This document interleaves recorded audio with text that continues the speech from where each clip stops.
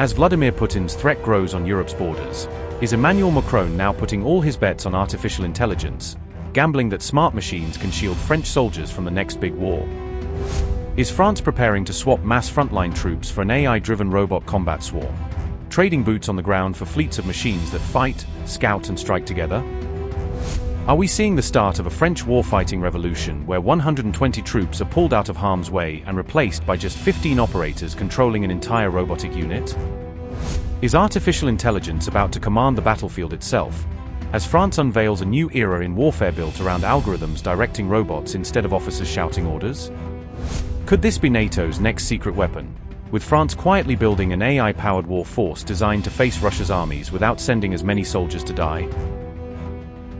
Amid rising tensions with Russia, France is now pushing to build an AI-powered robotic combat force, betting that smart drones and ground robots will shape the next European battlefield. On July 4th, the French army publicly showcased Project Pendragon during military trials at Saint-Cyr-Coëtquidon, offering a rare glimpse of how this future unit could fight.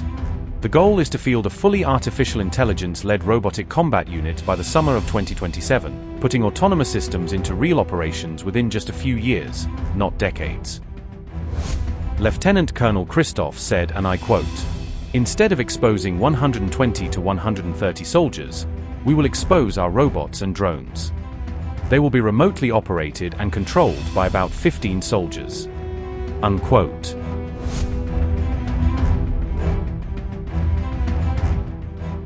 The ground robots in Project Pendragon are heavy, wheeled vehicles powered by internal combustion engines, built to haul weapons and sensors across rough, cratered terrain.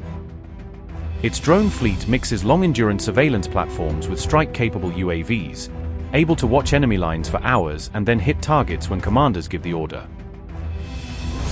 A full combat unit based on Pendragon's technology is planned to be ready by the summer of 2027. Time to join France's frontline forces within the current war planning cycle.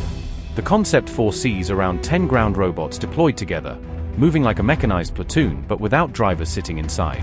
Those vehicles will be paired with nearly 60 linked drones overhead, forming a dense web of eyes, ears, and strike options above the battlefield.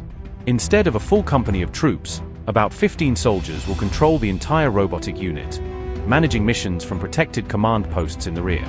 Artificial intelligence software will coordinate battlefield missions, assigning tasks and routes to robots in real time as conditions change. The whole system is built for infantry-style operations, from advancing through villages and forests to holding defensive lines under pressure. By pushing robots forward instead of people, French planners hope to sharply reduce frontline troop exposure to artillery, mines, and drones. The experimental unit is estimated to cost around €10 million, a price tag Paris argues is justified if it saves many more lives in a major conflict. Officials stress that one soldier cannot possibly manage every robot and drone individually, which is why they see AI as essential to orchestrate the entire swarm. A dedicated command system called C2 Pendragon will help commanders direct the robotic unit, fusing data and sending orders to machines instead of large formations of troops. The AI will digest live field data to guide robots across complex, damaged terrain, choosing paths, adjusting formations, and avoiding obstacles at machine speed.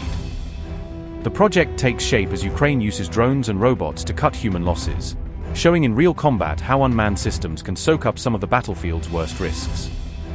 Kiev now plans to deploy thousands of ground robots for logistics and combat roles, from resupplying trenches to attacking Russian positions without sending in soldiers first. French officials insist Pendragon is not a simple copy of Ukraine's approach, but the next step, a more integrated, AI-centric concept built around European doctrine. The designers are seeking low-cost, expendable robotic platforms that can be bought in large numbers and lost in combat without paralyzing commanders. All of this is unfolding as reports allege Russian drones have been surveilling NATO nuclear facilities, convincing many in Paris that the alliance must answer drones with smarter, more capable drones of its own.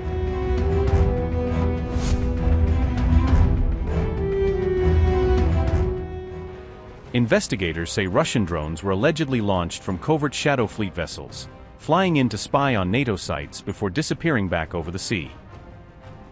A report from the International Institute for Strategic Studies links 144 drone incidents across Europe to what it describes as a single, suspected Russian surveillance campaign. The alleged surveillance campaign is reported to have run from late 2024 through early 2026, quietly gathering data while governments focused on Ukraine. RAF Lakenheath in the UK was among the sites reportedly targeted, just as it prepared to host US nuclear weapons again for the first time in decades. In the United Kingdom, reported drone activity focused on RAF Lakenheath, Fairford, Mildenhall and Feltwell, all key nodes in NATO's air and nuclear posture. In France, the Isle-Long nuclear submarine base, home to Paris's sea-based deterrent, was listed among the locations of concern. In Belgium, drones were reportedly sighted near Kleinbrogel Air Base, long suspected of hosting US nuclear gravity bombs. In the Netherlands, Focal Air Base was flagged, another site tied to NATO's shared nuclear mission and frontline strike aircraft. Even around neutral Ireland, the report says Russian assets monitored Irish naval activity, filling in the map of Western maritime movements.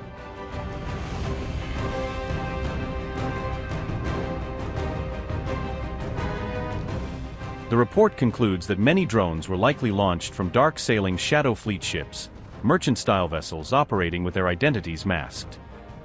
Some of these ships reportedly switched off their trackers during operations, vanishing from civilian systems while they deployed and recovered drones. Researchers believe certain vessels acted as drone recovery or signal relay platforms, extending the range and persistence of unmanned flights over Europe. The campaign is said to draw heavily on tactics first refined in the Ukraine war, where Russia learned how to blend commercial shipping and military surveillance.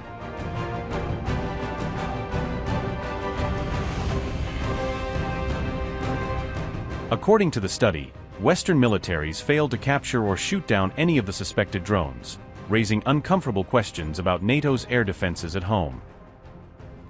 In Britain, a police helicopter reportedly tracked drones but was ordered to pull back over safety concerns, leaving the aircraft to disappear into the night.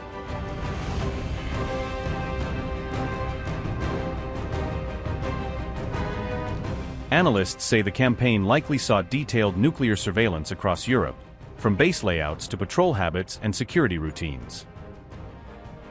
The ISS report also cites broader reconnaissance, logistics mapping and psychological warfare as key motives, using drones to unsettle and probe NATO states. Drone sightings allegedly peaked in September and November of last year, coinciding with major war games and moments of heightened tension.